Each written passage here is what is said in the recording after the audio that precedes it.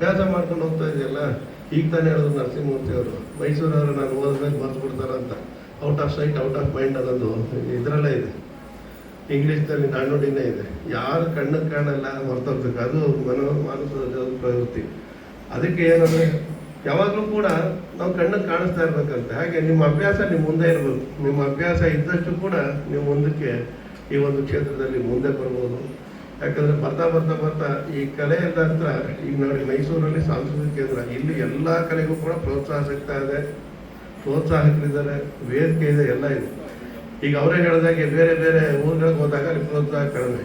ಈ ಪ್ರೋತ್ಸಾಹ ಇದ್ದ ಕಡೆ ನಾವು ಒಂದು ವೇದಿಕೆ ಇದ್ದ ಕಡೆ ಅವಕಾಶ ಬಂದಾಗ ನಾವು ಅದನ್ನು ಉಪಯೋಗಿಸ್ಕೊಳ್ಬೇಕು.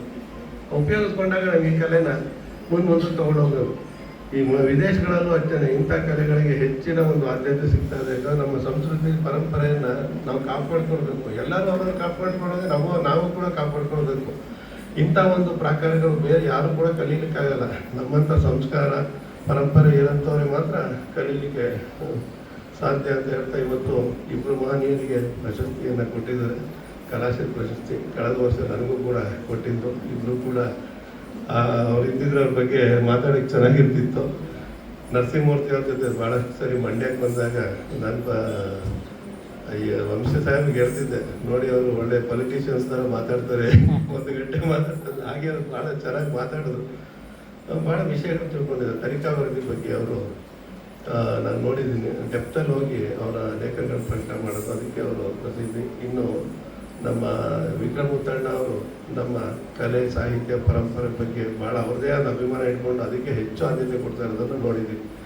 ಇಬ್ಬರು ಕೂಡ ಕಲಾ ಪೋಷಕರಿಗೆ ಪ್ರಶಸ್ತಿಯನ್ನು ಕೊಟ್ಟಿರೋದು ನಿಮ್ಮ ಸಂಸ್ಥೆಯ ಗೌರವವನ್ನು ಹೆಚ್ಚಿದೆ ಅಂತ ಹೇಳ್ತಾ, ಇವತ್ತು ಭಾಳ ಜನ ತೀರ್ಪುಗಾರರು ಇಲ್ಲೇ ಇದ್ದಾರೆ, ಎಲ್ಲರೂ ಕೂಡ ವಿದ್ವಾಂಸಗಳೇ. ಈ ಒಂದು ಸಂಸ್ಥೆ 75ನೇ ವರ್ಷ, 75ನೇ ಉತ್ಸವ, 100ನೇ ಉತ್ಸವಕ್ಕೆ ನಾನು ಕೂಡ ನೋಡ್ತಾ ಇದ್ದೀನಿ. ಅದ್ರಲ್ಲಿ ಕರೆದ್ರೆ ಖಂಡಿತ ಬಂದು ಏನು ಅನ್ಕೊಂಡ್ರಿ, ನಾವು ಅಭಿಮಾನಿಗಳೆಲ್ಲ ಸೇರಿಕೊಂಡು ನಮ್ಮ ಕುಮಾರ್ ಅವರಿಗೆ ಒಂದು ದೊಡ್ಡ ಸಮಾರಂಭನ ಮಾಡಬೇಕು ಅಂತ ನನ್ನ ಮನಸ್ಸಲ್ಲಂತೂ ಅನ್ನಿಸ್ತಾ ಇದೆ.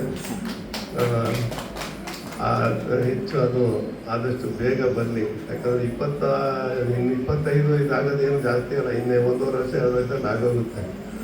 ಆ ದಿನವನ್ನು ದೊಡ್ಡ ಒಂದು ಸಂಭ್ರಮವಾಗಿ ಆಚರಿಸಿ ಅವ್ರಿಗೆ ಇನ್ಯಾವುದಾದ್ರು ಒಂದು ದೊಡ್ಡ ಪ್ರಶಸ್ತಿನ ನೀಡುವಂಥ ಕ್ಷಣ ಅದಾಗಿರಲಿ ಅಂತ ಹೇಳ್ತಾ ನನ್ನ ಮಾತಿನ ಮುಗಿಸಿ ನಮಸ್ಕಾರ.